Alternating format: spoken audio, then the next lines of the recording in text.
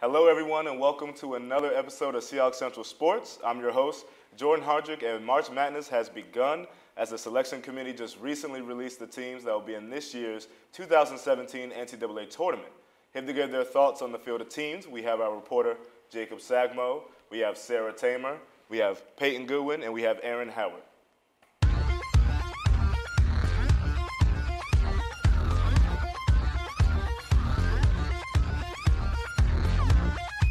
All right, guys, first we're going to talk about the number one seeds, that is Carolina, Gonzaga, Kansas, and Villanova, the defending champions of last year's title. I want to hear about any number one picks that you have a problem with, Peyton.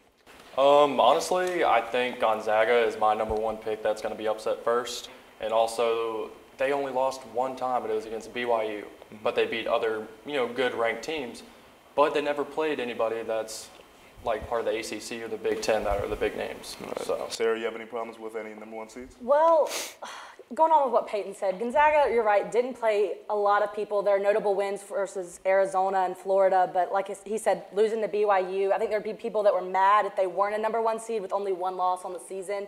But do they deserve a one seed? Not to me. I think they'll be bumped the same week as Kansas, but I think it'll be week 3. Okay. Yeah, let's talk about some Ducks, and we're going to talk about the Oregon Ducks. Quack, we're going to quack. hold off on Sarah. She really likes the Oregon Ducks, and she has a lot to say about it. But, Jake, we'll start with you. How do you feel about the Oregon Ducks this year as they are a number 3 seed in the tournament? All right, so Oregon, I have them making it to the Elite Eight, eventually falling to Kansas. But I actually don't like their round of 32 matchup against URI, University of Rhode Island. That's a scary one. Rhode Island is a very good mid-major team, and Oregon lost one of their best players, Boucher? Chris Boucher, yeah. Chris Boucher, and that could severely hurt them. And they have Louisville. Louisville plays in the strongest conference, the ACC, Right. and they could definitely knock them out in the Sweet 16. All right, Aaron, what do you think about the Oregon Ducks and their number 3 seed? I think with the injury they're facing right now, they're missing a really big spark off the bench that is just really affecting them as a team, and I don't see them really going far. That's right. And Sarah, let's see what Sarah has to say All right. about the Bold Oregon Ducks. prediction. Oregon is going to the Final Four. I know they lost Boucher. I get it. I get it.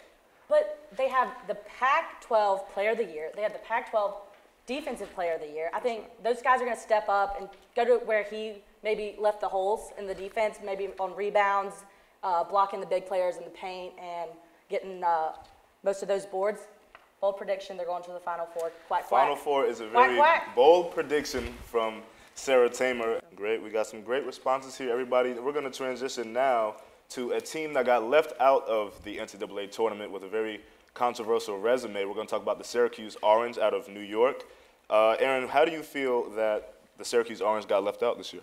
I agree with it. They went 2-11 for away games, and that's a really big factor because they're not going to be playing anything in the tournament at home. And a lot of people are putting up the argument that they had a similar record to last year. But the thing with last year was the coach was missing for 9 games, and that's the equivalent of missing a really big player. Right. So. Yeah, the Carrier Dome is a very tough place to play, as most of us know and mostly everybody else knows. But they also have 6 wins against the top 50. So does that play into any consideration as to why they should be in the tournament? Well, Coach argued that they had more top 50 wins than anybody else that were on the bubble of whether or not they were going to make it. But this has been the worst record for Syracuse in all of Coach's 41 years there. Or 41 years. Mm-hmm. And, I mean, you can't have a record of 18-14 in a conference as tough as the ACC and expect to get in. Last question for the day. Can Villanova repeat? Real quick answers. No. Yes. No. Yes? Ooh. They can repeat, but I don't think they will. I think they can, and the only reason is because of the experience and the hype. And if you hit a game winner like last year, I think you can do anything, to be honest. They still got Hart. They still got Jenkins. They got a good shot. They only lost 3 games. Yeah. And they got knocked out real quick out of the top 5, or they're hanging around the top 5. So I think they got a chance.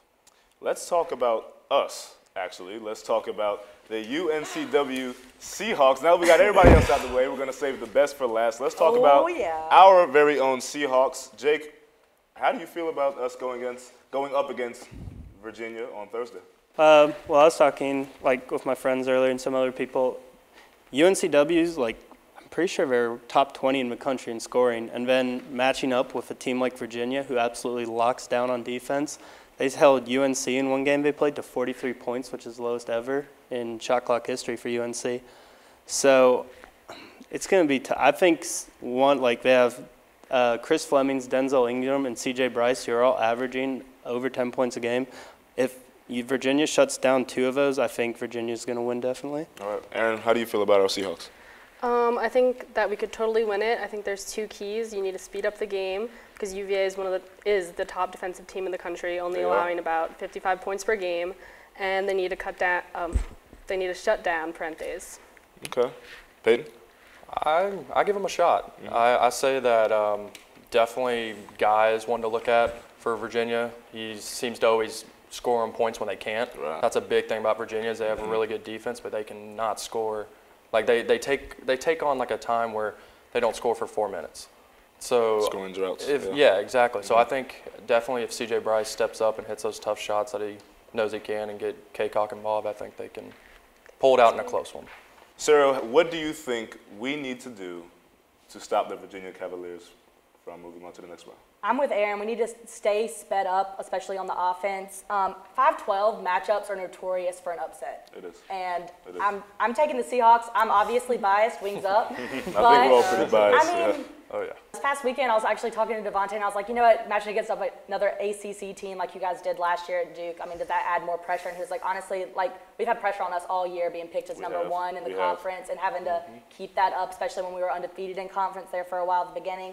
So I think the pressure, that's already been done. I think now they're just like having fun with it. They were super excited to see that they were playing Virginia, and I think it'll be experience, if anything else. It was Selection Sunday, which means the teams are set and the bracket is out. Trask Coliseum, home of the CAA regular season and tournament champs, was packed with students, fans, and community members there to see who the Hawks will play in the NCAA tournament. The team was available for autographs and meet and greet with the fans. After the selection show, we were able to talk with Coach Keats about the upcoming matchup. Obviously, we're excited. When you think about Selection Sunday, you think around the country, a lot of dreams are coming true for a lot of teams. And for us, this is a special day for us. We don't take it for granted. Anytime you have a chance to be one of the 68 teams selected, it's a big day for UNCW. Obviously, our second year in a row. Proud of our guys for the year that they've had. When you look at us, winning 29 games is really special.